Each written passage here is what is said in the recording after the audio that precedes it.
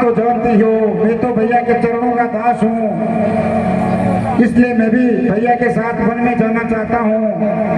आप मुझे आज्ञा दो और अपने हृदय से सब शौकों को मिटाओ, जिससे मैं अच्छी तरह से उनके वन में सेवा कर सकूं। बिल्कुल आप जा सकते हो, जैसे कि आपके बड़े भैया आज से आपके माता पिता और आपके भाभी, बिल्कुल आप जा सकते हो और उनका अच्छा ख्याल रखना। धन्य हो माता, आप जैसी जननी इस संसार में हर किसी को मिले जिससे उसका हृदय गदगद हो जाए। धन्य हो आप जैसी माता पाकर जो मुझे ऐसे आशीर्वचन दिए। उनकी आज्ञा का पालन कर। माता कौशल्या को प्रणाम। आयुष्मान भाव पुत्र। आपका भी आशीष चाहता हूँ माता, मुझे शीघ्र वन जाने की आज्ञा दीजिए। हे सौमित्र, अपने भाई राम और तुम्हारी भाभी सीता का अपने माता पिता के समान की सेवा करना यही तुम्हारा परम धर्म है। और हे राघव, तुम अपने भाई सौमित्र का अपने पुत्र के समान इसका लालन पोषण करना यही तुम्हारा परम धर्म है।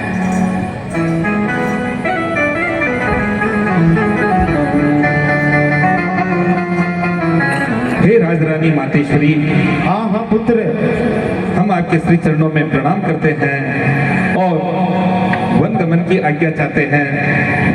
आप किसी भी प्रकार से चिंता न करना, 14 वर्ष का समय शीघ्रता से व्यतीत हो जाएगा और धैर्य धारण करते हुए पिताश्री महाराज का पूर्ण रूप से ध्यान रखना। हे राघव, 14 वर्ष से एक भी दिन अधिक मत बिताना, नहीं तो मैं अपने शरीर से प्राण त्याग दूंगी। नहीं नहीं माता, आपकी आज्ञा का पालन होगा। रस जिय जानि संग बन जाऊं, रस जिय जानि संग बन जाऊं, लेव दात जग जीवन लाहू, सिया राम जय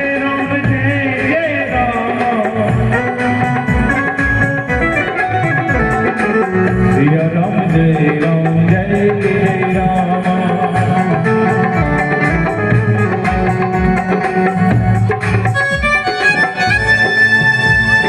हे भाई, शीघ्रता से हमें माता के कई के समीप चलना है। हाँ हाँ भैया। क्योंकि वन गमन में हमें देरी नहीं करनी है। हाँ हाँ भैया, शीघ्र चलिए।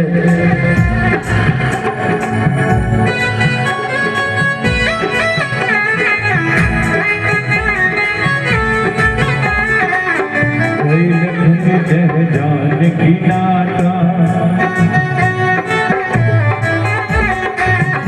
मन मुदित पाए पिय साता, बंदी राम सिया चरण सुहा। प्रणाम मातेश्वरी, प्रणाम काश्री, प्रणाम सुमंत जी। पिताश्री को लखनलाल का प्रणाम। हे पिताश्री, सुमंत जी।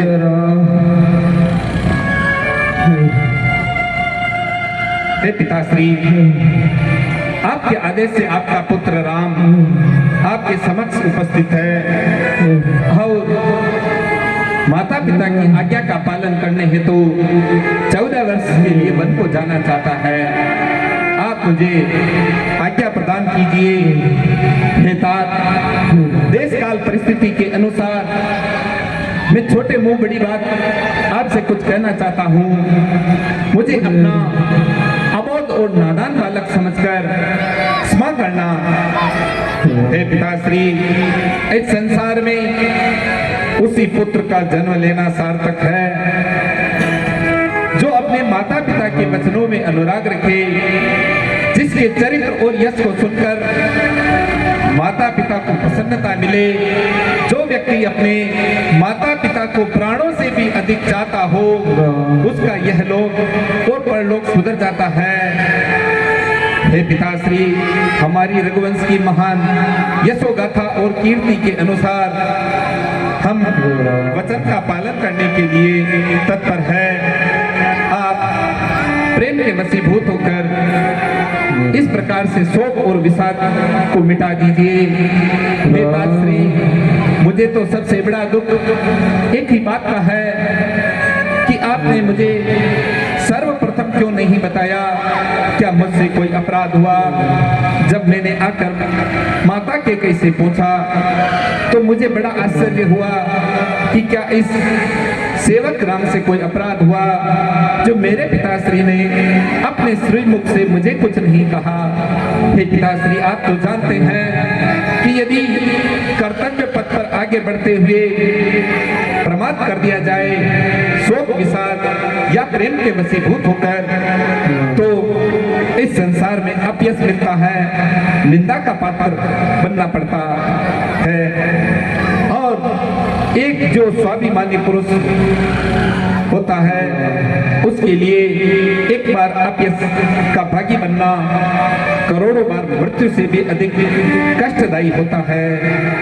इसलिए हे तात, आप किसी भी प्रकार की चिंता न कीजिए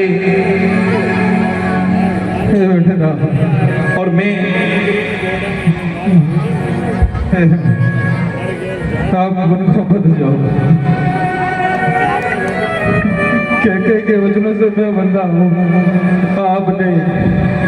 आप एक वीर पुरुष हो, मेरे द्वारा धर्म पूर्वक दिए हुए राज्य का मेरा विरोध करके मुझे छीन क्यों ले लेते? हे पिताश्री, मैं भी अपने माता और पिता की आज्ञा से बंधा हुआ हूँ। रघुवंश की आन बान शान के अनुसार मुझे मेरे कर्तव्य पथ पर आगे बढ़ना है और मैं जो अपने दायित्व है उनसे कभी मुख नहीं मोड़ सकता। आप तो उठिए, प्रसन्न हृदय से मुझे वन गमन की आज्ञा प्रदान कीजिए पिताश्री, जिससे आयस मोहि दीजे आशीर्वाद विस्मय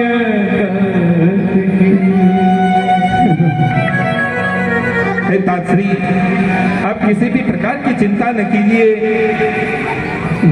गुरुदेव वशिष्ठ जी और तात सुमंत जी यहाँ पर है।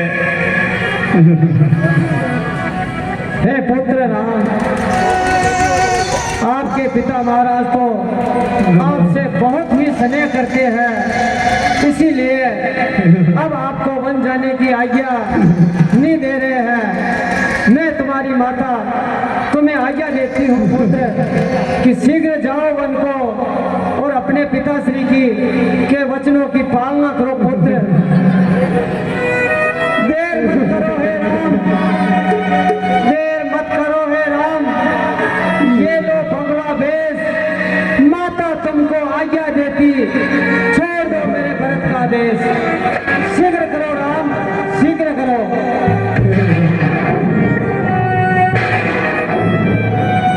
हे मैया, पुण्य उदय हुए हैं मेरे आज, जो मैं 14 वर्ष के लिए वन को जाऊंगा। प्राण प्रिय भाई भरत जी राजा बने, मैं अपना जीवन धन्य बनाऊंगा। तेरे चरणों की सौगंध है मैया, निश्चय ही वन को जाएगा राम। माता पिता के दोनों वर पूरे होंगे, अटल रहेगी रघुवंश की शान। शीघ्र करो पुत्र, सूर्य उदय होने को है। जब मुनि बसने राम तनु धारे, तपस्वी वेश धारण करके जाना है वन में। नर नारी लगी भये दुपारे,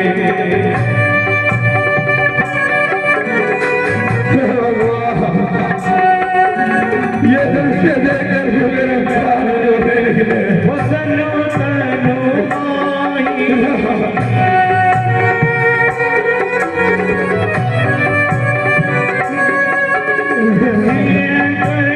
रखी सहरी कहानी।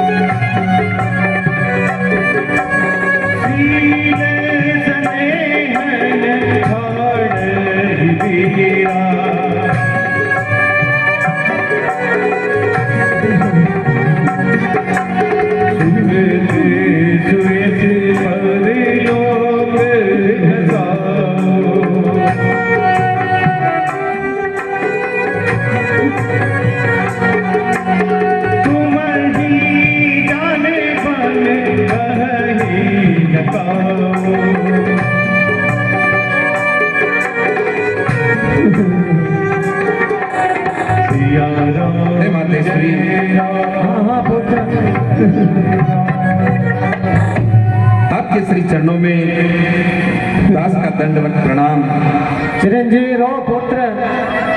और हे मैया, अपने हृदय की ममता और वात्सल्य से हमें कभी दूर मत करना और आपका आशीर्वाद हम पर सदा सर्वदा बना रहे। हाँ हाँ पुत्र, बना रहेगा। अभी तुम देर ना करो पुत्र, शीघ्र करो। गणपति गौरी गिरीश मनाए,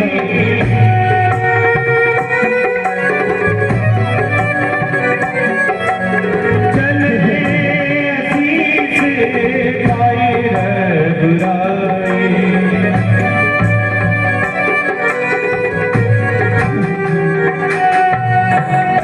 हे पिताश्री, आप मुझे भी बन जाने का आशीर्वाद दीजिए।